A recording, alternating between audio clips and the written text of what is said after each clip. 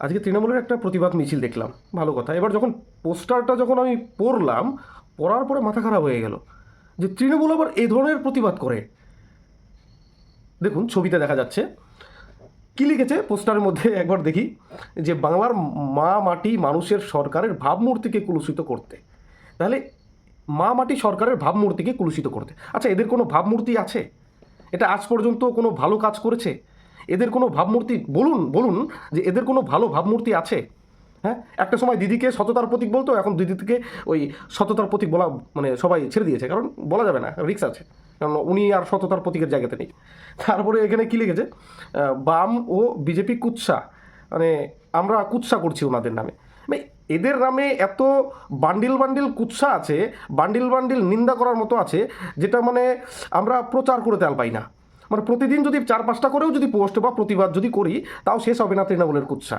তো যাই হোক, অপপ্রচার, আমরা অপপ্রচার করছি তৃণমূলের বিরুদ্ধে। তৃণমূল পুরো দলটাই তো অপপ্রচারের দিকে, পুরো দলটাই তো, কে জানে না, প্রত্যেকটা ব্যক্তি জানে। সারা পশ্চিমবঙ্গ তৃণমূলের বিরুদ্ধে অপপ্রচার করছে, আর তারা বলছে নাকি আমরা করছি। চলুন না আরও দেখি। তারপর নোংরা রাজনীতি, এই তৃণমূলের থেকে নোংরা রাজনীতি আর কি হতে পারে? এরা হচ্ছে নোংরা রাজনীতির দিক দিয়ে মাস্টার ডিগ্রি কমপ্লিট করা আছে এদের, এই যে নোংরা রাজনীতিতে। দেখুন,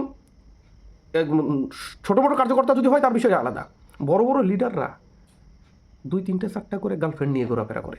নোংরা রাজনীতি। এই তৃণমূলের নেতারা মহিলাদেরকে ওই যে রাত্রেবেলা পিঠা বানানোর জন্য ডেকে নিয়ে আসে, খুব স্বচ্ছ রাজনীতি, তাই না?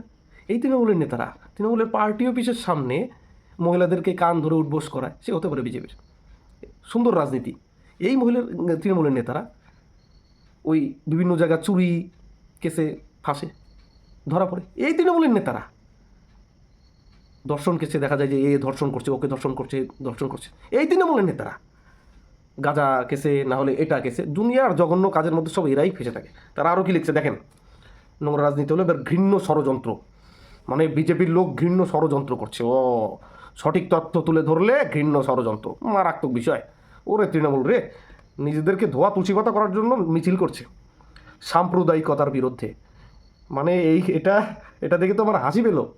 সাম্প্রদায়িকতার বিরুদ্ধে, এই সাম্প্রদায়িকতার মাস্টার ডিগ্রি কেবল, সরি ওর পিএইচডি কমপ্লিট তৃণমূল দল। মানে সাম্প্রদায়িকতার দিক দিয়ে না, তৃণমূল দল পিএইচডি কমপ্লিট। মানে আমাদের মাস্টার ডিগ্রির কথা তো সেটা বাদই দিলাম, পিএইচডি।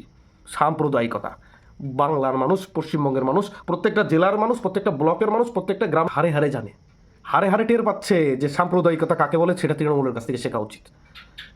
ওই যে গঙ্গা নদীর ওই পার থেকে পালিয়ে পালিয়ে এরা চলে আসে, আমাদের হিন্দুরা চলে আসছে, হিন্দুদের বাড়িঘর ভাঙা হয়, আরও কত কিছু। নতুন করে আর কিছু বলবো না, পশ্চিমবঙ্গের মানুষ খুব ভালো মতো জানে, আর হারে হারে টের পাচ্ছে যে এদেরকে এনে আমরা যে কত বড় ভুল করছি আর কি, মানে মহাবড় ভুল করছি, এখন এটা সবাই অনুভব করছে। তো যাই হোক, এইগুলো নিয়ে তৃণমূল আজকে প্রচার করেছে, মিছিল করছে আলিপুরদুয়ার জেলার 12বিশায়। তো এর থেকে হাস্যকর কি হতে পারে? আমার তো তৃণমূলের দাদা দিদিদেরকে বলতে ইচ্ছা করে, একটা সময় যে আপনারা বলতেন যে দিদি আমাদের সততার প্রতীক, কোথায় আপনারা তো এখন আর বলেন না, কেন বলেন না? লজ্জা লাগে? হুম, লজ্জা লাগে, এখন আর দিদিকে সততার প্রতীক বলতে ইচ্ছা করে না। ওরে তৃণমূল রে, দারুণ লাগলো আজকে আপনাদের প্রতিবাদ মিছিল দেখে। যাই হোক, নিজেদেরকে একটু রিফ্রেশ করার চেষ্টা চলছে।